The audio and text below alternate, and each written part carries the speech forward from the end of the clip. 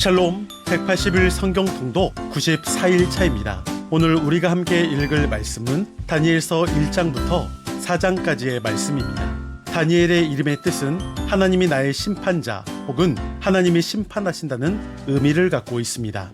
다니엘서 1장 1절을 보면 유다왕 여호야김이 다스렸던 3년 차에 바벨론 왕 느부갓네살이 쳐들어왔고 4절에서는 다니엘을 포함한 여러 명의 소년들이 바벨론으로 잡혀갔습니다. 이때가 바벨론 포로 1차 때임을 보여줍니다. 당시 노예로 잡혀온 유다 백성들은 큰 절망 가운데 빠져 있었습니다. 그들은 지금까지 여호와 하나님으로부터 선택받은 백성이라는 자부심 속에 살아왔지요. 여호와께서는 창조주이시며 애굽에서 건져내셨으며 모든 나라를 치리하시는 주권자이심을 믿었는데 바벨론에 의해 결국 멸망을 당했습니다. 성전은 불에 탔으며 성벽은 무너졌고 백성들은 포로가 되어 끌려왔습니다. 당시 고대 근동에서는 나라가 망하게 되면 자신들이 믿고 있던 신이 다른 나라의 이방 신에게 패배했다는 사상이 지배적이었습니다. 즉 여호와께서 바벨론의 신 마르둑에게 패배했다라고 생각했던 것이지요. 이제 성전도 불에 타 없고 바벨론까지 노예로 잡혀온 상황에서 더 이상 어디서 예배해야 할지 답답하며 절망의 상황에 빠져버렸습니다. 그러나 하나님께서 마르둑보다 약하고 힘이 없어서 패배하신 것이 아니요 하나님을 버린 유다를 심판하기 위해 바벨론에 의해 무너지도록 내버려 두신 것입니다. 이미 하나님은 과거 선지자들을 통해 수없이 심판을 경고하셨고 예언하셨습니다. 그러니 바벨론에 의해 멸망당하거나 노예로 잡혀가는 것은 이미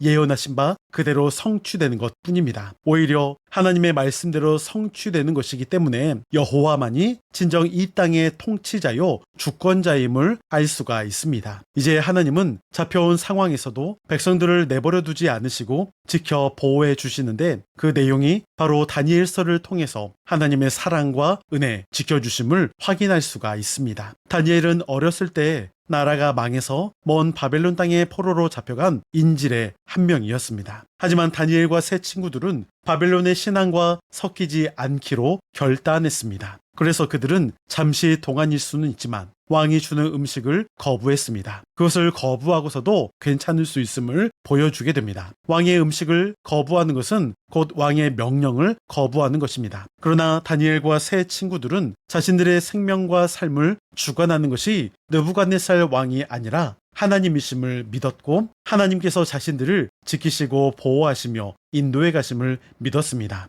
실제로 하나님께서 그들을 지키시고 보호하심을 보게 되죠. 즉 하나님의 통치가 그곳에서도 함께하고 있음을 보여주는 것입니다. 세상의 나라에 살고 있지만 하나님의 통치 안에 살아가야 함을 우리에게 또한 교훈을 주고 있는 것입니다. 또한 하나님은 이 장에서 세상을 온통 자기가 지배하는 줄 알고 있던 느부갓네살에게 한 꿈을 꾸게 하셔서 인간의 힘으로는 결코 하나님의 계획이 끝나지 않음을 보여주십니다. 그것은 바벨론을 필두로 한 세상 나라는 유한한 나라이며 결국 망하고 마는 나라일 수 있지만 하나님의 나라는 영원한 나라임을 보여주고 있습니다. 더 놀라운 사실은 다니엘의 꿈 해석을 듣고 느부갓네살 왕이 하나님이 모든 신들의 신이시오 모든 왕의 주제시다라고 고백하는 것입니다. 이스라엘이 노예로 끌려가기 전에 그들은 이스라엘의 하나님 여호와가 얼마나 위대하신 하나님인지 알지 못했습니다. 그런데 바벨론에 가서 보니까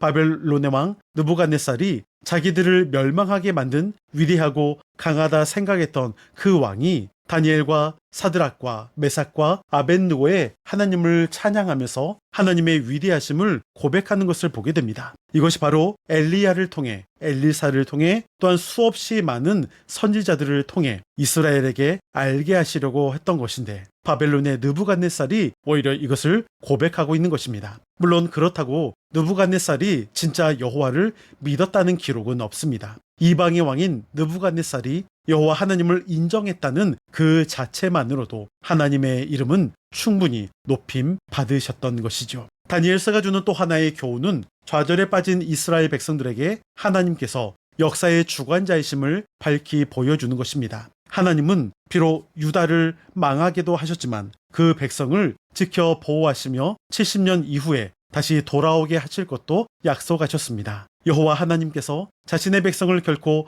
포기하지 않으셨음을 보여주십니다. 또한 여호와 하나님만이 역사의 주관자이심을 보여주십니다. 이제 내용을 기억하면서 다니엘서 1장부터 4장까지의 말씀을 들으시겠습니다. 여러분, 오늘도 승리하시고 평안하세요.